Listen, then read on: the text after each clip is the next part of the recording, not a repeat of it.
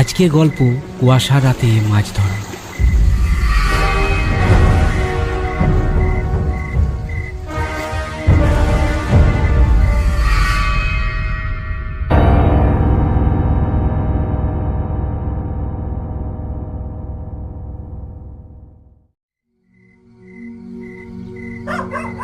ঘটনাটি ঘটেছে চণ্ডীপুরে।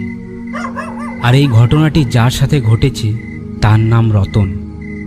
রতন একজন জেলে। সে ভোরবেলায় মাছ ধরে সেটাকে বাজারে বিক্রি করে সে তার সংসার চালায়। আজও সে মাছ ধরতে বেরিয়েছে। অন্য দিনের তুলনায় আজ কুয়াশাটা একটু বেশি। কুয়াশায় চারিদিকে ঠিকমতো দেখা যাচ্ছে না।